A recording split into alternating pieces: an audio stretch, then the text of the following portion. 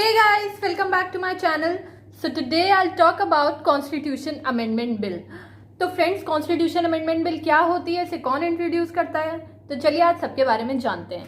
तो article 368 of the Indian constitution clearly says that the power to amend the constitution lies with the parliament only. ठीक है, इसका मतलब क्या हुआ कि कॉन्स्टिट्यूशन को अमेंड करने की पावर सिर्फ और सिर्फ पार्लियामेंट के पास है.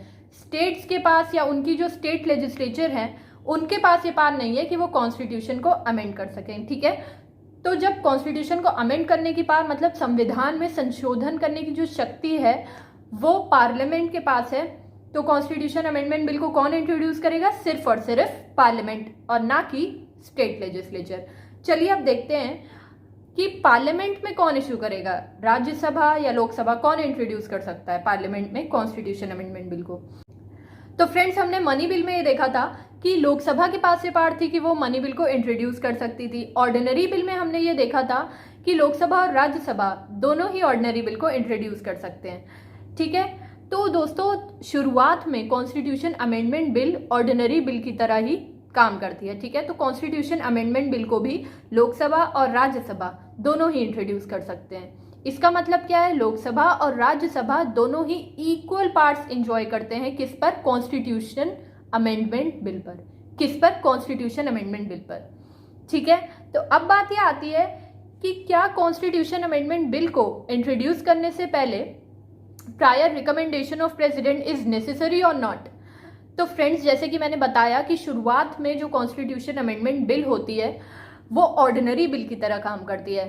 तो जैसे कि ऑर्डिनरी बिल में prior recommendation of president is not necessary, वैसे ही same to same constitution amendment bill में भी प्रेसिडेंट की प्रायर रिकमेंडेशन जरूरी नहीं है इसको इंट्रोड्यूस करने के लिए.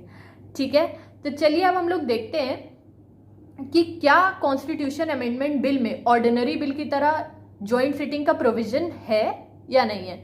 तो फ्रेंड्स, कॉन्स्टिट्यूशन अमेंडमेंट बिल जो होती है उसमें डेडलॉक जब होता है तो जॉइंट सिटिंग का प्रोविजन नहीं दिया हुआ है. ठीक है, उसका एक कारण है. वो क्यों नहीं दिया हुआ है दोस्तों?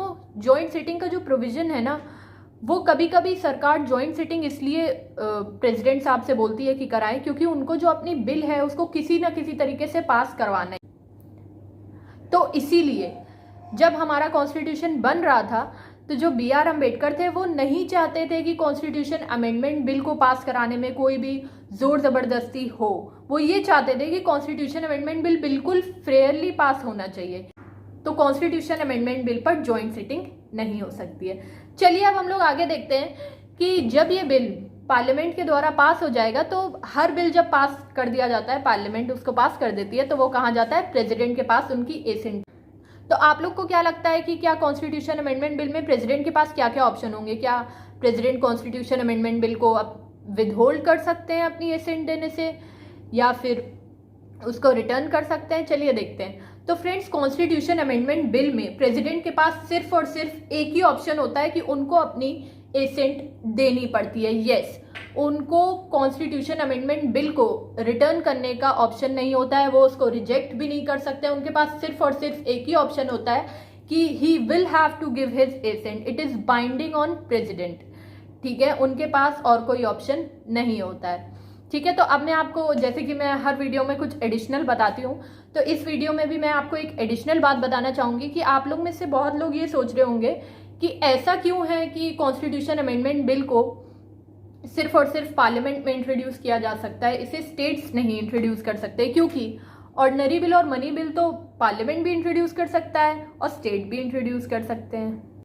इंडिया में स्टेट्स और यूनियन में यूनियन ज़्यादा स्ट्रांग है, इसीलिए हम कहते हैं कि India is a quasi federal state with a unitary tilt. क्योंकि इसका जो इंडिया का जो झुकाव है या फिर इंडियन कॉन्स्टिट्यूशन का जो झुकाव है वो यूनियन की तरफ ज़्यादा है. तो यही कारण है फ्रेंड्स कि जो कॉन्स्टिट्यूशन अमेंडमेंट बिल होती है उसको सिर्फ यूनियन यानी कि सिर्फ और सिर्फ पार्लियामेंट इंट्रोड्यूस कर सकती है, ना कि स्टेट लेजिस्लेचर.